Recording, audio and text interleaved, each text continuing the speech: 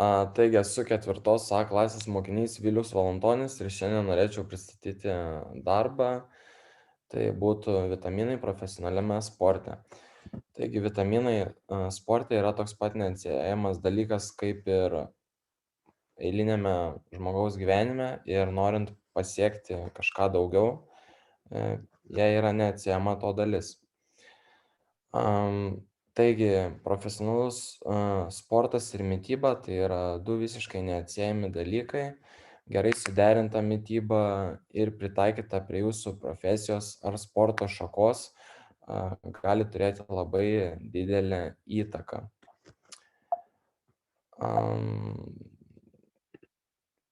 Vitaminai, kurie yra būtini sportininkams. Taigi yra 2 rūšių vitaminai, tai būtų vitaminai tirpstantys riebaluose ir tirpstantys vandenyje. Tai tirpstantys riebaluose vitaminai būtų A grupės, D, E ir K. O tirpstantys vandenyje būtų visi B grupės vitaminai, C, PP ir dar kiti.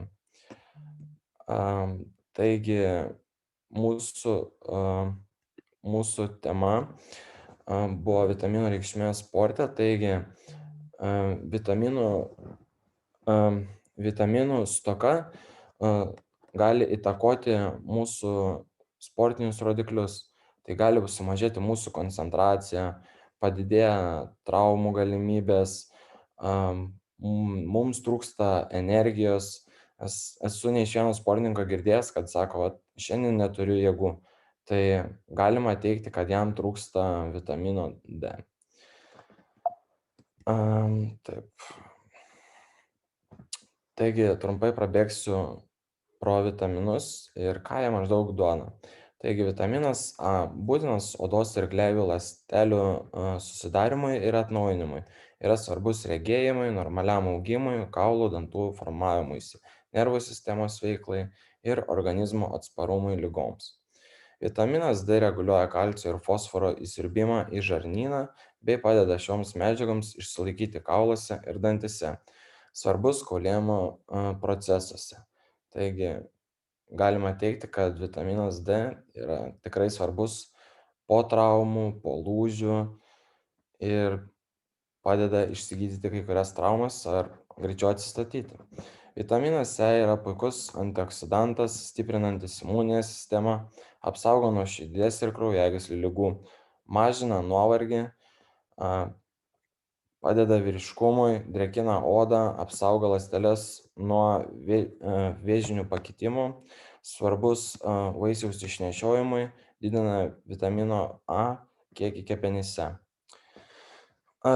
Nagi, vitaminas K palaiko normalų kraujo krešėjimą, dalyvauja kaulų atnaujinimo procese, skatina raumenų veiklą, didina atsparumą infekcijoms, skatina žaizdų gijimą. Vandenyje tirpstantys vitaminai tai būtų visi B grupės ir dar kiti vitaminai. Dažniausiai B grupės vitaminai atsako už medžiagų apykaitą, baltymų pasisavinimą, gerą nervų sistemos veiklą. Taip pat B vitaminai padeda mūsų protiniai veiklai ir daugelį kitur.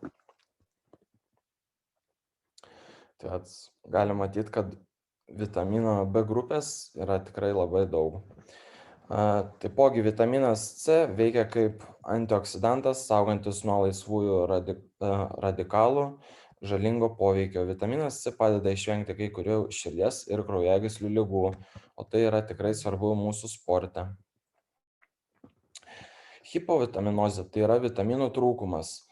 Ir nuo vitaminų trūkumo pasireiškia nuovargis, silpnumas, dirglumas, anemija, nusilpusi imuninė sistema. O hipervitaminozė tai kai žmogaus organizme ir jo kraujyje yra per daug vitaminų. O hipervitaminozė dažniausiai pasitaiko su riebaluose tirpstančiais vitaminais. Taigi riebaluose tirpūs vitaminai, kaip ir lipidai, kaupiasi riebaliniame audinyje ir gali pasiekti toksišką koncentraciją. Sveikatai labiausia kenkia vitamino D ir A hipervitaminozė. Vitaminų poreikis įvairiose sporto šakose. Ištvermės sporto šakų atstovai turėtų vartoti vitaminus skatinančius angliavandenių įsisavinimą ir utilizaciją. Tai būtų B1, B2, C ir E grupės vitaminai. Greitumo ir jėgos sporto šakų atstovai dažniausiai vartoja taip pat B grupės vitaminus, C ir E. Šauliai ir biatlonininkai, alpinistai A vitaminą gerinantį regėjimą. Tai vat yra parodyta skaidrėje, kad kaip dar padeda B grupės vitaminai. Šioje skaidrėje vat galime matyti, kokiuose produktuose ir ko galima rasti darže, kas mums padėtų įtraukti daugiau vitaminų į mūsų racioną. Dauguma mineralų ir vitaminų tik veikdami kartu duoda reikiamą rezultatą. Taigi vienas vitaminas gali padėti įsisavinti kitą. Ir tai yra lyg puzlė, ar kaip ir laikrodis, kad viskas turi veikti kartu. O kai veikia kartu, tada geriau ir tavo organizmui. Paskutinis, bet tikrai svarbus dalykas, tai kaip išsaugoti vitaminus gaminant maistą. Tai nerekomenduojama kepti ant riebalų, geriau kepti tefloninėse arba keramikinėse keptuvėse be riebalų. Kepam ant grotelių, verdama ir troškinama. Mėsą verdame visą ir tik vėliau supjausime. Taip išsaugome naudingas medžiagas ir visokių įvairių dalykų. Tai vat, ačiū už dėmesį, tiek.